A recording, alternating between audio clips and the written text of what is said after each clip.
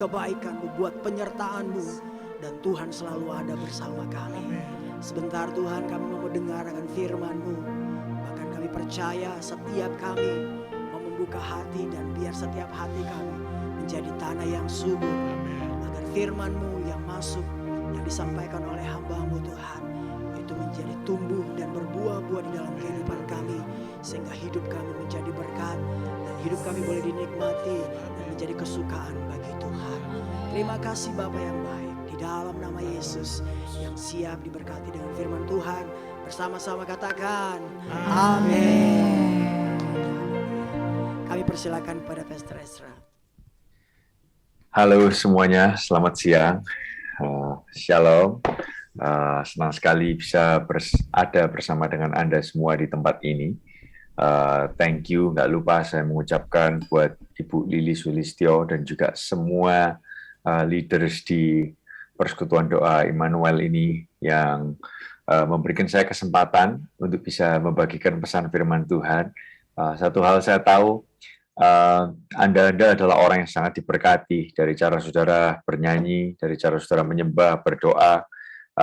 Saya bisa merasakan Anda adalah orang-orang yang haus dan lapar akan Tuhan, dan itu perasaan yang sangat luar biasa. Dan saya tahu dan saya yakin leader di tempat ini memikirkan yang baik buat Anda semua, dan saya percaya kehidupan Anda terbangun secara luar biasa. Oke, perkenalkan, nama saya adalah Ezra Sutopo, saya berasal dari kota Surabaya. Jadi saya lihat di tempat ini kelihatannya ada banyak yang macam-macam dari mana-mana. Some of you from Jakarta, some of you mungkin dari juga kota lain. Kelihatannya tadi juga katanya ada yang juga dari US juga ya, ngikutin juga ya kelihatannya. Dan saya berdoa apa yang saya sharingkan boleh jadi berkat buat kita semua. Jangan kaget dengan logat Surabaya saya, oke, karena memang saya asli Surabaya. Saya melayani di sebuah gereja yang namanya adalah Alpha Omega Church. Salah satu yang Tuhan percayakan kepada kita selain gereja lokal adalah sebuah tim praise and worship yang Tuhan percaya untuk menulis lagu dan memproduksi lagu. Nama grup musik kita adalah Son of Praise.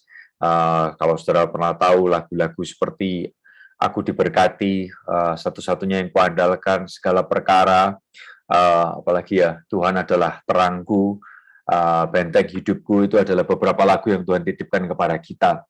Dan siang hari ini, tanpa panjang lebar lagi, saya ingin ngajak kita lihat pesan firman Tuhan yuk sama-sama. Saya beri judul Clarify Your Destiny. Oke, perjelas tujuan kita. Clarify Your Destiny. Saudara, tahukah saudara bahwa dalam kehidupan kita ini akan banyak membuat keputusan-keputusan. Dari saudara berpikir mau makan apa, Anda harus membuat keputusan. Lalu saudara berpikir lagi mau nonton TV apa, oke? Atau saudara mau lihat YouTube channelnya apa, kita harus membuat banyak keputusan dalam hidup ini.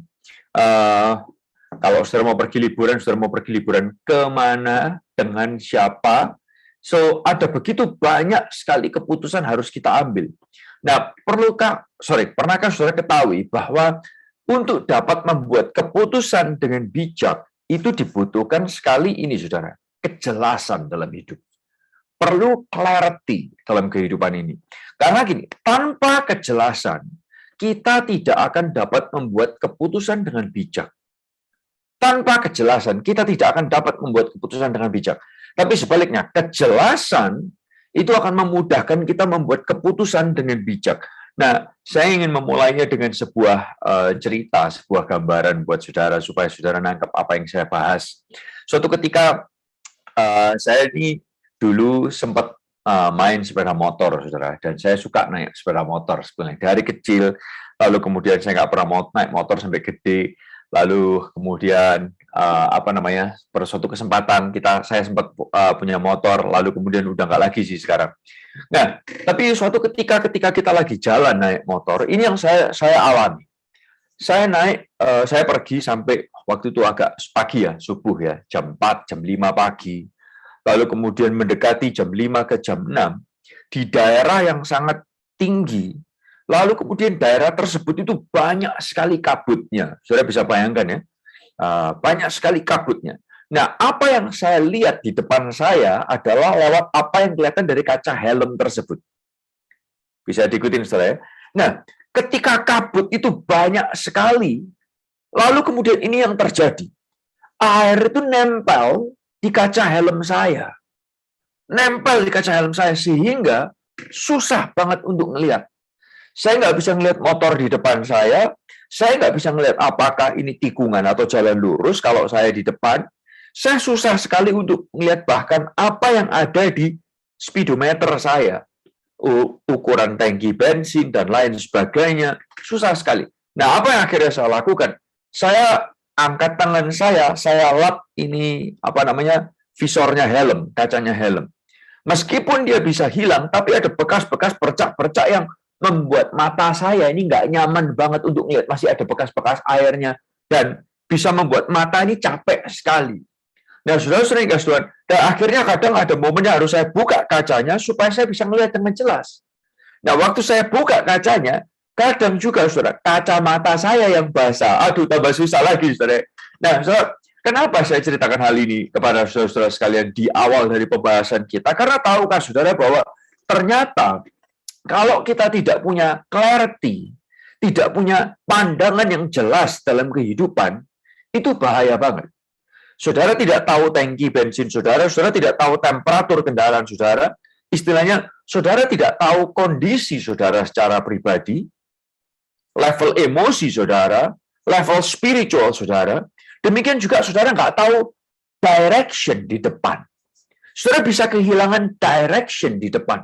Saudara nggak tahu kapan harus belok, kapan harus lurus, apakah ini jurang atau apakah ini jalanan.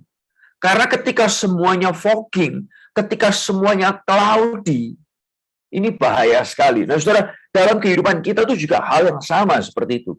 Kalau ada hal yang membuat saudara nggak punya kejelasan, dan saudara tetap dalam hidup ini harus ambil keputusan, demi keputusan, demi keputusan, demi keputusan, kita ini bisa berada dalam kondisi yang sangat bahaya banget. Nah, oleh karena itu saya kepingin aja saudara lihat. By the way, kalau saya sharing, saudara boleh, kalau ada sesuatu yang baik, saudara boleh screenshot, saudara boleh bagikan kepada kawan saudara. Kalau ada sesuatu yang Anda kepingin responsif, boleh responsif dari chat grup kita ya, supaya kita bisa merasakan live-nya sama-sama meskipun kita online, tapi kita masih bisa merespon satu sama lain. Nah, ada satu kata yang saya juga kepingin saudara tangkap bersama-sama. Yang pertama adalah ini, clarity is the ability to see the soul in action in the physical world. Kejelasan adalah kemampuan untuk melihat jiwa berinteraksi di dunia nyata. Clarity is the ability to see the soul in action in the physical world. Bapak Ibu saudara, kita perlu bisa melihat ini. Bagaimana jiwa itu berinteraksi di dunia nyata. Nah, dalam hidup ini ada banyak hal yang kita perlu, saudara harus kerjakan. Harus saudara kerjakan. Tapi tidak semuanya harus kita kerjakan. Sekali lagi saya ulang, dalam hidup ini ada banyak hal yang perlu kita kerjakan. Tapi tidak semuanya harus kita kerjakan. Saya akan beri contoh buat saudara. Karena gini, kalau kita tidak punya kejelasan, maka semua hal akan kita kerjakan. Tapi kalau kita punya kejelasan, maka tidak semua hal harus kita kerjakan. Saya kepingin aja saudara kasih contoh. Salah satu contoh yang terbaik adalah dari Yesus sendiri. Waktu Yesus mau naik ke kayu salib, ini yang menarik, saudara. Dia diadili. Dan waktu diadili, dia ditanyain, benar nggak kamu berkata kalau kamu ini adalah anak Allah? Saudara tahu apa jawaban Yesus? Dia cuma diam, dia nggak banyak jawab. Yang saya ingin ajak saudara renungkan adalah gini, kenapa Yesus diam? Bukan karena Yesus nggak bisa jawab loh. Ingatkah saudara waktu Yesus dicobai oleh iblis? Waktu iblis mencobai dia aja, dia bisa jawab. Ini kalau iblis loh saudara, yang penuh dengan tipu muslihat. Apalagi ketika manusia nanyain dia, seharusnya dia bisa jawab banget. Tapi Yesus tidak jawab, justru sama banyak di pengadilan. Karena apa saudara? Karena gini, dia tahu ada momennya dia harus jawab, ada momennya kita ini perlu diam saja. Nah, demikian juga dengan hal-hal dalam kehidupan kita. Tidak semua itu harus kita kerjakan. Meskipun ada hal-hal yang banyak yang perlu kita kerjakan.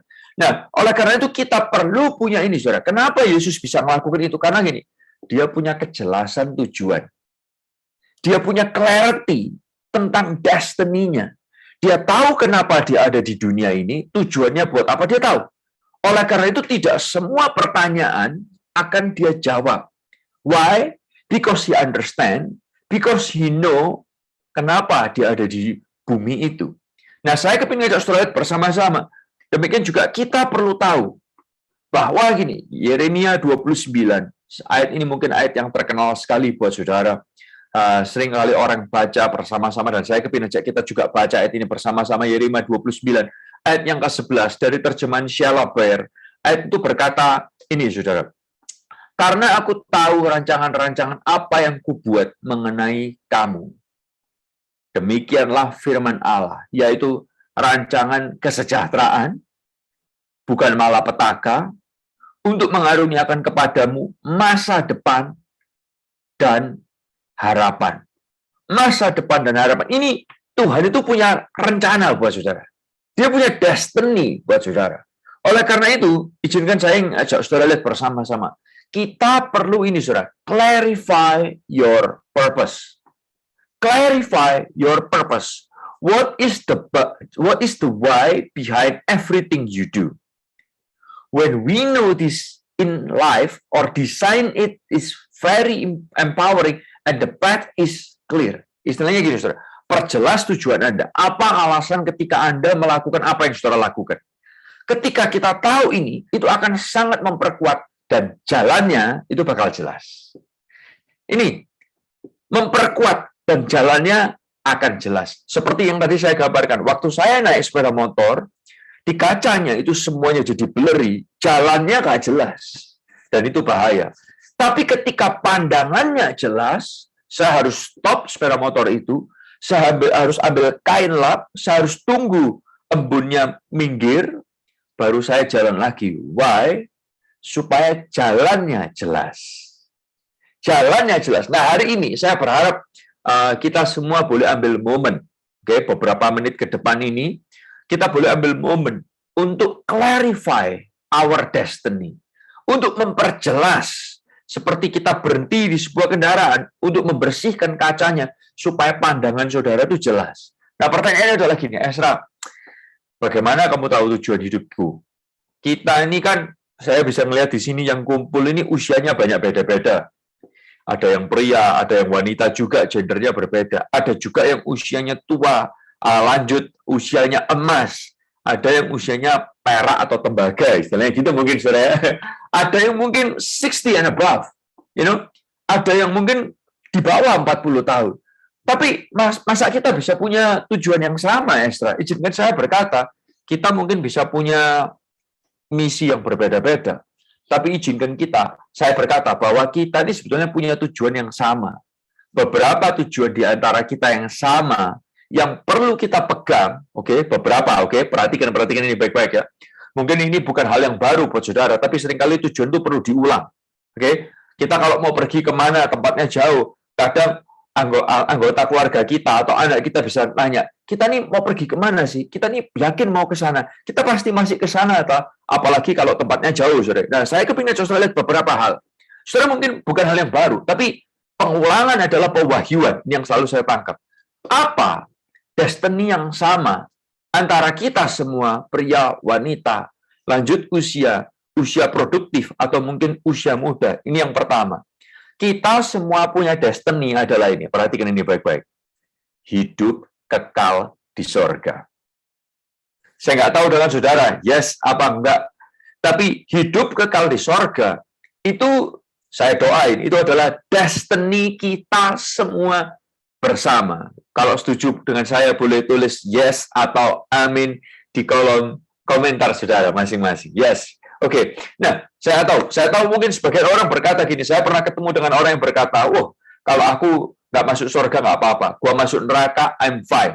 Karena di neraka banyak artis, di neraka kita bakal pesta pora. Izinkan saya berkata kepada saudara, kalau itu adalah saudara, di neraka bukan ada pesta pora, tapi di neraka ada siksaan kekal yang Anda tidak akan tahan, dan siksaan itu tidak akan ada berhentinya. Jadi kalau saudara mikir, aku masuk neraka nggak apa-apa, karena di sana banyak artis, dan kita akan pesta dengan artis, party dengan artis, sampai habis, nggak ada habisnya partinya, you get it so wrong, bro. You get it so wrong, sis. Karena masalahnya, di neraka itu bukan ada party, tapi di neraka adalah siksaan kekal, oke? Tapi di sorga justru kita akan party nggak ada habis-habisnya, karena Tuhan yang kita sembah ada di sana, dan Dia menyediakan tempat buat kita. So, this is supposed to be our destiny sama-sama. Hidup kekal di sorga. Nggak peduli Anda usianya lanjut, nggak peduli Anda itu usianya muda banget, pria ataupun wanita, saudara punya cucu, saudara punya cicit, Anda belum menikah, Anda mau cakep, Anda mau jelek, Anda mau operasi banyak, Anda mau nggak operasi sama sekali, terserah. Yang penting adalah hidup kekal di sorga. Itu jangan sampai kelupaan bahwa itu adalah destiny kita. Esra, that sounds so simple. Ngapain talking about hidup kekal di sorga itu adalah destiny kita? Karena gini, saudara, yang saya temukan, banyak di antara kita, manusia, yang lupa destiny kita, itu adalah hidup kekal di sorga. Karena kita jadinya terlalu nyaman. Atau mungkin terlalu fokus dengan pergumulan hidup di dunia ini, sampai kita ini lupa loh, bahwa kita punya destiny, yaitu adalah hidup kekal di sorga. Antara kita ini terlalu nyaman hidup di dunia ini, atau kita ini terlalu banyak pergumulan di dunia ini, sampai yang kita pikirin hanya hidup sementara, hidup sementara, hidup sementara. Kita lupa destiny kita. Nah, Bapak, Ibu, Saudara-saudara yang dikasihi Tuhan, oleh karena itu, ini yang pertama, yang saya tahu ini bahwa saya berdoa, oke, saya berdoa. Ini jadi destiny semua saudara-saudara, yaitu adalah hidup kekal di surga. Oke, boleh tuliskan di chat grup sama-sama, hidup kekal di surga. Kalau hari ini Anda adalah orang yang mungkin, Esra, selama ini gue gak peduli, I thought masuk neraka is something yang fine, izinkan saya berkata, Anda masih punya kesempatan untuk merubah destiny saudara sekarang juga. I hope this is the moment when you stop and rethink about your destiny. Berhenti dan perjelas, clarify your destiny. Hidup kekal di surga. Thank you everyone. And the second one, yang kedua adalah ini. Sebagian dari saudara mungkin ini bukan hal yang baru, tapi sebagian dari saudara mungkin ini adalah pertama kalinya buat saudara dengar. Yang kedua adalah gini, saudara. Jangan masuk surga itu gundulan, nggak bawa apa-apa. Istilahnya contoh nih, Anda pergi naik gunung, pergi ke Gunung Bromo, tapi saudara nggak bawa jaket. Anda nggak bawa bekal, Anda nggak bawa apa-apa. Hei, rugi banget. Demikian juga masuk surga, jangan nggak bawa apa-apa. Tapi ini, saudara, di surga, ini bisa jadi destiny kita sama-sama. Mungkin ini pertama kali buat saudara, mungkin ini sekian kali buat saudara dengar. Tapi let me remind you this again, bahwa ada mahkota di sorga. Boleh tuliskan ini sama-sama, ada mahkota di sorga. Ditulis di chat grup saudara sama-sama, ada mahkota di sorga. Nah, oleh karena itu izinkan saya berkata, masuk sorga jangan gundulan. Tapi ada mahkota di sorga. Mahkota apa ya? Like, doesn't make sense. Sebagian orang di dunia ini mahkotanya saya tahu, mungkin mahkotanya di tangan.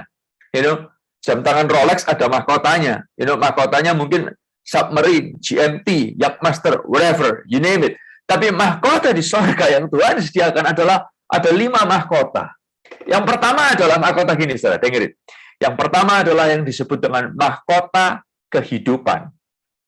Mahkota kehidupan. Kalau saudara mau pelajari mahkota kehidupan ini, ada dalam Yakobus 1 ayat 12, ya, dan Wahyu 2 ayat 10. Mahkota ini adalah mahkota yang diberikan kepada siapa? Ini untuk orang-orang yang bertahan dan tekun dalam penderitaan karena iman. Sebagian dari saudara di tempat ini, saya tahu, jadi orang Kristen mungkin fine aja, biasa aja buat saudara. Tapi saya tahu, sebagian dari saudara, jadi orang Kristen, itu Anda menderita. Saya punya beberapa jemaat dan kenalan, yang karena dia jadi pengikut Yesus, diambilin gunting, cewek nih saudara, diambilin gunting, rambutnya mau digundulin, dia mau dibunuh, Alkitabnya dibuang di got, karena dia dari kepercayaan lain, dia pindah mengalami Yesus, dia ikut Yesus, menerima Yesus sebagai Tuhan dan Juru Selamatnya. Keluarganya sangat marah, baca Alkitab itu harus sembunyi-sembunyi, Alkitabnya disobek sama keluarganya. Bapak Ibu saudara-saudara dikasih Tuhan. Dan saya kepingin ajak saudara lihat bersama-sama. Kalau itu adalah saudara, izinkan saya berkata. Orang lain mungkin berkata, ngapain lu ikut Yesus? Bikin ribut, bikin kacau, dan lain sebagainya. Tambah susah. Sebagian dari saudara mungkin Anda harus kehilangan pekerjaan saudara karena ngikut Yesus. Sebagian yang lain mungkin Anda harus keluar dari silsilah keluarga karena ikut Yesus. Tapi dengarkan saya. Ketika Anda setia dalam penderitaan itu, ada mahkota kehidupan yang tersedia buat saudara dan buat saya. Bapak Ibu saudara yang kasih Tuhan. Dan ini yang pertama. Mahkota yang kedua adalah gini. Ada mahkota yang namanya ini saudara. Mahkota yang tak tergoyahkan. Mahkota yang tak tergoyahkan. Ayatnya ada di mana? Dari 1 Korintus pasal yang ke-9 ayat yang ke-25. Ini mahkota ini diberikan kepada siapa? Ini mahkota ini diberikan kepada mereka yang dapat menguasai diri dari godaan, dari karakter yang buruk. Mereka terus menata diri mereka jadi orang yang lebih baik. Kalau 1 Korintus 9 ayat 25, kita lihat sama-sama ya ayatnya, saya bacakan buat saudara. Tiap-tiap orang yang turut mengambil bagian dalam pertandingan menguasai dirinya dalam segala hal. Mereka berbuat demikian untuk memperoleh suatu mahkota yang fana. Tetapi kita untuk memperoleh suatu mahkota yang abadi. Nah, ini adalah mahkota yang tak tergoyahkan. Karena gini, saudara, dalam kehidupan ini, iblis akan selalu menggoda kita dengan kesukaan-kesukaan duniawi. Hal-hal yang kedagingan. Tapi ketika saudara bisa menguasai diri saudara, mungkin orang lain ngetawain, ngapain sih lu? Gitu aja kok, ngapain sih lu? Tapi kalau saudara tahu bahwa ini, kalau saudara tetap belajar menguasai diri, ada mahkota yang tak tergoyahkan, itu tersedia buat saudara waktu saudara masuk surga. Nah, saya berharap hari ini saudara clarify your destiny. Ini loh, kita perlu melihat lagi. Ngapain sih gue begini? Ngapain sih gue begitu? Should I say yes to this or should I say no to this? Itu semua terjadi kalau saudara punya kejelasan terhadap tujuan saudara. Nah, mahkota yang ketiga adalah ini, saudara. Mahkota kebenaran. Oke? Mahkota kebenaran. Mahkota kebenaran itu ada di catatan ini, saudara, di dalam 2 Timotius 4 ayat yang ke-8. Oke? Mahkota kebenaran, 2 Timotius 4 ayat yang ke-8, saya bacakan buat saudara, untuk mereka yang terus menantikan kedatangan Kristus, dengan memegang iman mereka terus dekat dengan Tuhan. Jadi jelas, ayat ini menjelaskan, mahkota ini ditujukan buat mereka yang terus menantikan kedatangan Kristus, dengan memegang iman mereka terus dekat dengan Tuhan.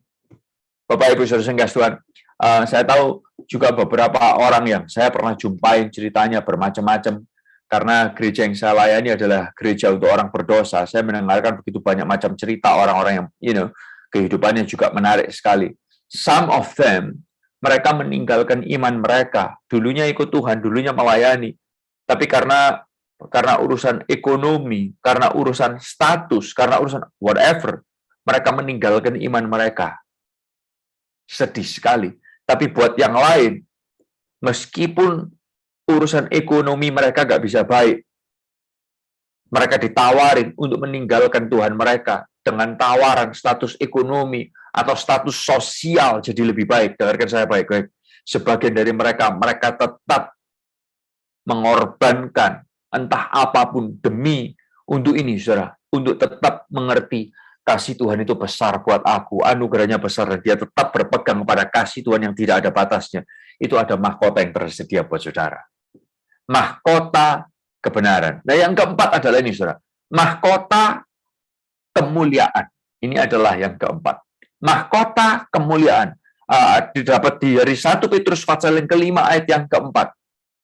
1 Petrus 5 ayat yang keempat. Ini saudara perhatikan ini. Ini buat Anda-Anda yang kalau pelayanan capek, ngurus komsel atau kul capek, nyanyi di gereja, main musik di gereja, pencet tombol di PowerPoint dan lain sebagainya, Anda bisa capek, ngurusin jemaat bisa capek dan lain sebagainya. Perhatikan bagian ini. Untuk orang-orang yang menggembalakan domba-dombanya Tuhan dengan segenap hati, tidak memikirkan kepentingannya sendiri, ada mahkota tersedia buat saudara. Mahkota yaitu kemuliaan. Jadi izinkan saya berkata, Kalau ada di antara saudara-saudara yang ada di tempat ini adalah orang-orang yang melayani Tuhan, melayani domba-dombanya Tuhan. Saya tahu kadang melayani dombanya Tuhan itu bisa capek loh. Capek banget, serius. Orang bisa bertingkahnya itu, waduh, aneh-aneh deh. Kadang udah dilayani, kita masih dikatain. Kayak capek banget, Bapak Ibu Saudara yang kasih. Tuhan celikkan mata mereka waktu mereka dilayani, nggak sadar ya, kita berkorban banyak. Ya ilah Tuhan, kok ada orang kayak gini. Kadang itu bisa capek. Saya cerita ini karena saya adalah orang yang menggembalakan gereja lokal. Saya memegang cell group, dan yang saya urusi adalah Church for Sinners, gereja untuk orang berdosa. Saya nangani banyak sinners yang kadang, Bapak Ibu Saudara capek, bisa kayak kesel banget. Sampai saya bukan kadang cuma saya serahkan kepada Tuhan. Saya sudah serahkan kepada Tuhan, tapi mereka belum bertobat. Saya sampai, kalau bisa aku serahkan kepada iblis, gue serahin kepada iblis deh. Istilahnya sudah capek. Tapi ada momennya saya juga gini, sudah mau give up. Karena I'm just done with this. Dalam pelayanan kadang kita bisa kayak rasanya kayak rutinitas. Ini lagi, itu lagi. Tapi ketika saudara membersihkan embun, supaya to clarify your destiny, saudara jelas tujuan saudara, Anda akan semangat lagi. Anda akan melayani dengan gairah lagi. Kenapa? Karena destiny-nya jelas. Jalan saudara nggak akan sembarangan. Why? Karena destiny-nya jelas. Dan ini yang ingin saya lihat. Ada mahkota kemuliaan yang tersedia buat orang-orang yang menggembalakan dombanya Tuhan. Yang percaya boleh katakan yes dan amin di chat grup saudara. Semua yang merasa lelah dan dikuatkan boleh tulis yes dan amin di chat grup saudara. Karena saya berharap ini memperjelas, clarifying our destiny lagi. Saudara nggak hidup hanya untuk duduk nyaman di dunia ini. No. Kita hidup untuk ini, saudara. Destiny kita ada hidup yang kekal di sorga dan ada mahkota yang tersedia buat kita. Yang kelima, mahkota yang terakhir adalah ini, mahkota sukacita. Oke? Mahkota sukacita. Mahkota sukacita ini ada di ini, saudara. 1 Tesalonika pasal yang kedua ayat 19.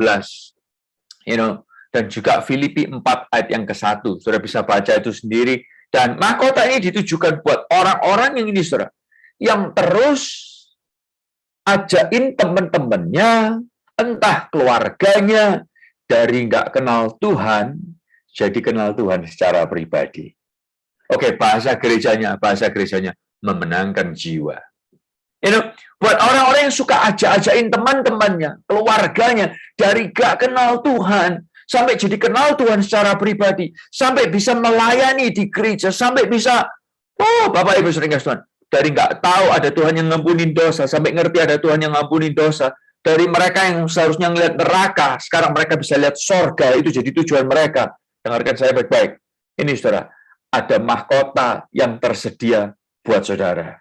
Ada mahkota yang tersedia buat saudara. Ini membentuk kita jadi ini orang-orang yang ini saudara. Wow, kita jadi orang yang kita akhirnya punya karakter yang baik. Why? Karena destiny kita jelas.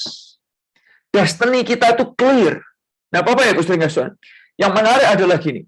Banyak kita ini lupa destiny kita lupa tujuan kita, sampai jalan kita sembarangan.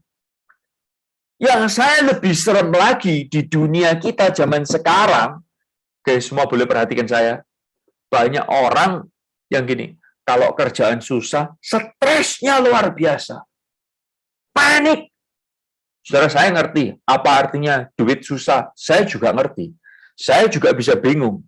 Tapi dengarkan saya, yang bahaya adalah gini, Anda sangat panik ketika duit susah, ketika duit nggak ada. Tapi Anda nggak panik ketika karakter saudara rusak. Itu bahaya banget. Anda panik ketika kerjaan susah, ketika duit nggak ada. Tapi Anda tidak panik ketika karakter saudara berubah karena kelupaan destiny. Itu bahaya. Billy Graham pernah mengatakan kata-kata yang sangat bagus sekali. Dan saya berharap Anda catat ini baik-baik dan menolong saudara. Saya berharap momen ini kita berhenti dalam kecepatan hidup kita, perjelas, clarify your destiny. Billy Graham berkata gini, when wealth is lost, actually nothing is lost. When health is lost, something might lost. But when character is lost, everything is lost. Ketika kekayaan itu hilang, harta hilang, sebetulnya itu nggak ada yang hilang. Ketika kesehatan hilang, yes, mungkin sesuatu ada yang hilang. Tapi ketika karakter hilang, segalanya itu hilang. Bapak Ibu Saudara yang kasih Tuhan, saya ngerti kok. Anda mungkin berkata, Estra, lu enak aja lu pendeta ngomong gitu. Hei, Bapak Ibu Saudara yang kasih Tuhan, gereja saya juga punya keuangan yang harus kita tata dengan baik. Kehidupan pribadi saya juga punya keuangan yang harus saya tata dengan baik. Saya punya istri, saya punya anak-anak yang harus makan dan juga harus sekolah, dan juga saya tahu apa artinya uang pangkal, uang buku itu bisa sakit. Saya nangkep, we are in the same field. Saya kalau di JW juga masih sakit seperti Anda, even though I'm a pastor, we are still facing the same thing. Tapi gini, saudara, saya juga bisa panik. Tapi kata-kata ini menenangkan hati saya dan membuat saya lebih jelas. Kita perlu lebih panik ketika karakter kita hilang. Gara-gara apa? Destiny kita nggak jelas. Kita jadi orang yang cuma serakah buat hidup yang sementara, sedangkan destiny kita lupa. Akhirnya ini yang terjadi. Ketika duit hilang, kita panik kayak orang gila. Tapi ketika karakter kita berubah, lebih buruk, kita cuma berkata, itu kan cuman gitu doang kok. Hey, awas, jangan salah. Kenapa kita perlu berhenti sejenak 40 menit di hari ini untuk ini? Berhenti sejenak untuk membersihkan kaca penglihatan saudara supaya ini destiny saudara jelas. Dengan gitu Anda bisa jalan dengan baik. Nah, yang ketiga adalah gini, kalau tadi yang pertama kita perlu tahu bahwa tujuan kita adalah hidup kekal di sorga. Yang kedua adalah mahkota di sorga. Oke, ada mahkota di sorga. Yang ketiga adalah ini, very simple yang ketiga. Kita perlu hidup berdampak di dunia ini. Hidup berdampak di dunia ini. Jadi saudara perlu tahu, ini adalah pertama yang jadi tujuan kita yang sama. Hidup kekal di sorga. Yang kedua adalah ada mahkota di sorga. Nah, yang ketiga, kita perlu siapapun saudara, pria, wanita, lanjut usia muda, kita perlu semua punya dampak yang baik di dunia ini. Nah, kita perlu memikirkan dampak apa yang kita tinggalkan buat sesama kita di dunia ini. Kenang-kenangan apa yang kita tinggalkan buat sesama kita di dunia ini.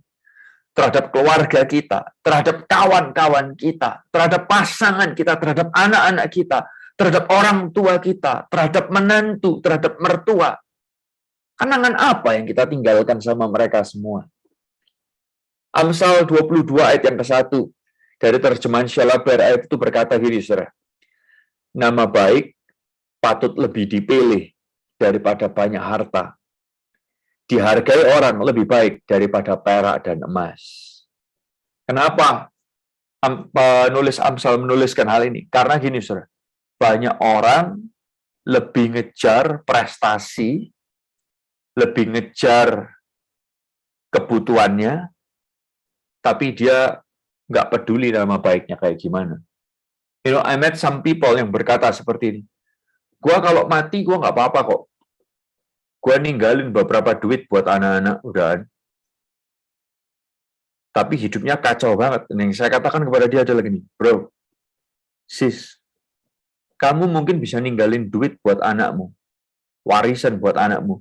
Tapi pertanyaannya adalah, kenangan apa yang kamu tinggalkan kepada anak-anakmu?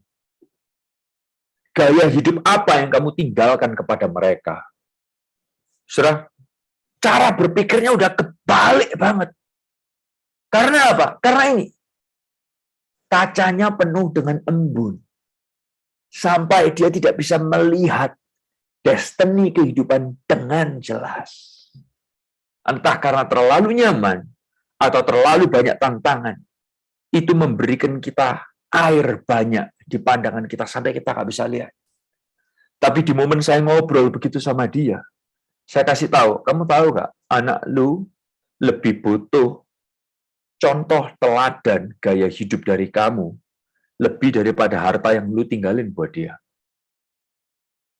Di situ dia kayak berhenti dari perjalanan hidupnya, membersihkan kacanya, sehingga dia bisa lihat jalan dengan jelas.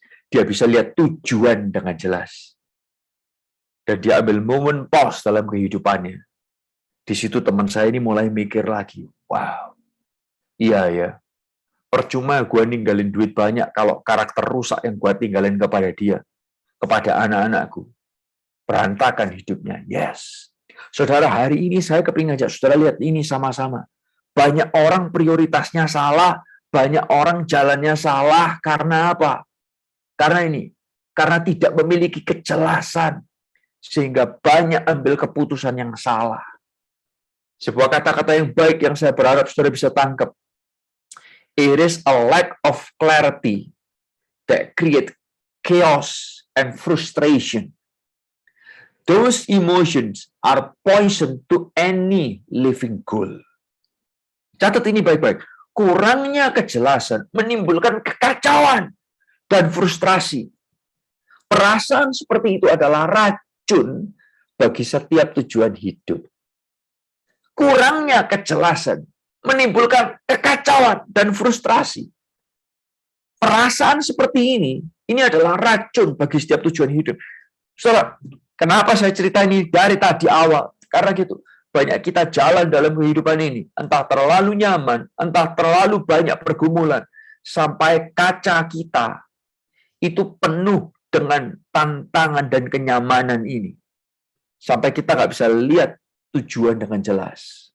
Momen ini saya berharap hari ini saudara boleh ambil momen berhenti sejenak. Mungkin saya berhenti berbicara, tapi semua saudara perlu merenungkan hal ini dalam kehidupan saudara.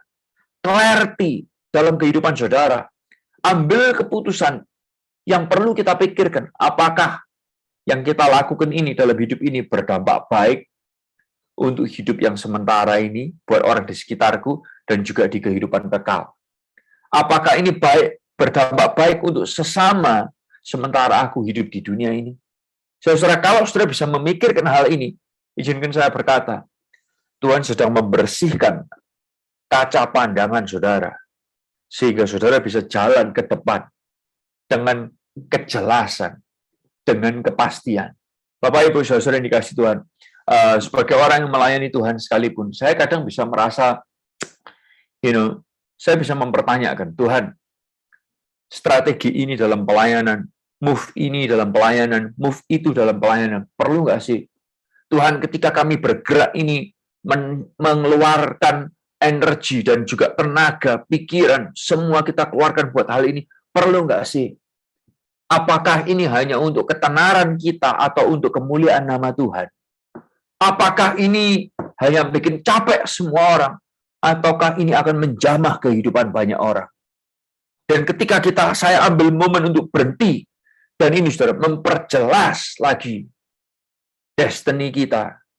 Di situ baik saya pribadi, baik tim kita berjalan dalam kejelasan. Izinkan saya berkata kepada saudara-saudara pada siang hari ini, saya tahu sebagian dari saudara-saudara mungkin ngalamin itu.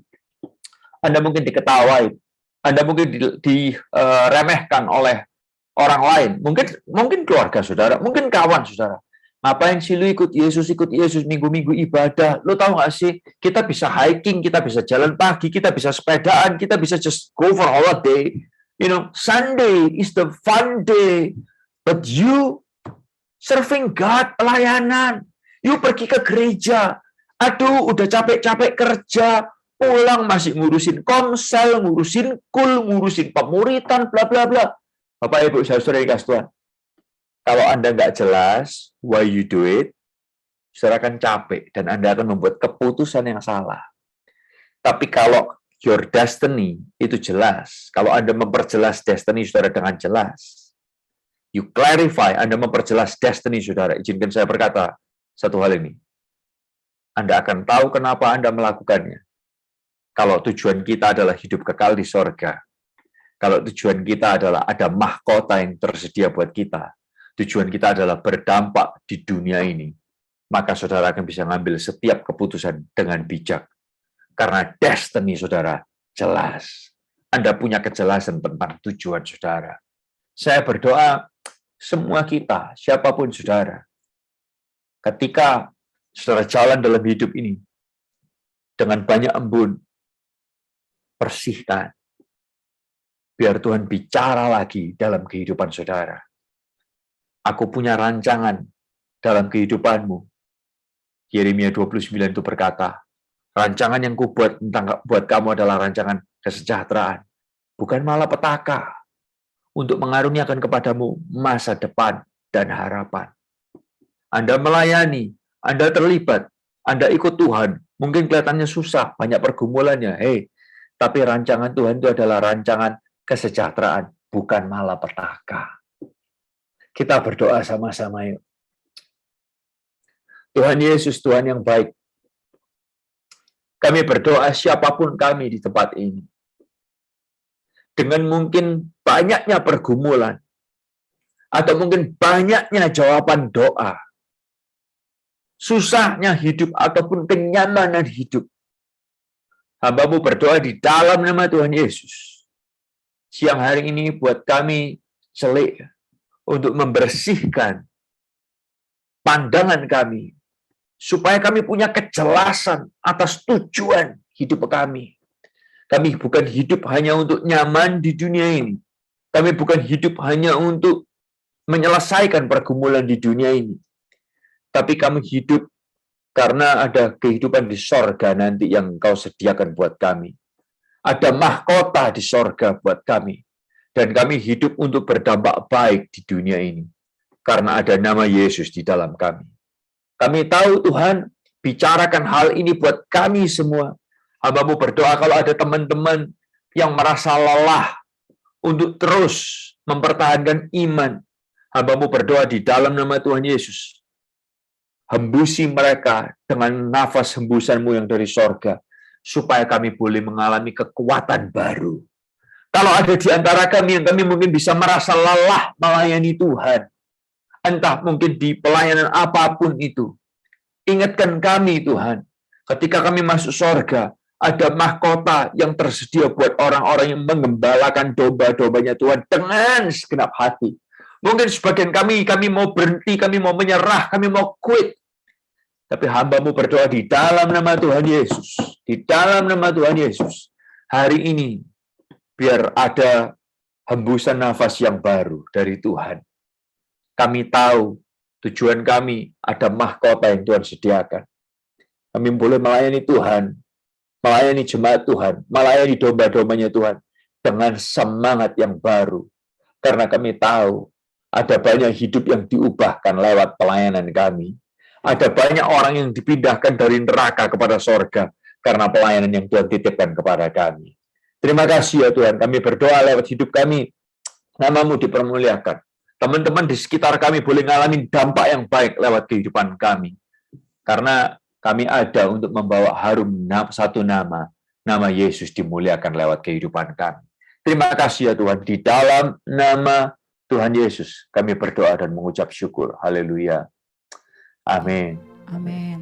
Terima kasih buat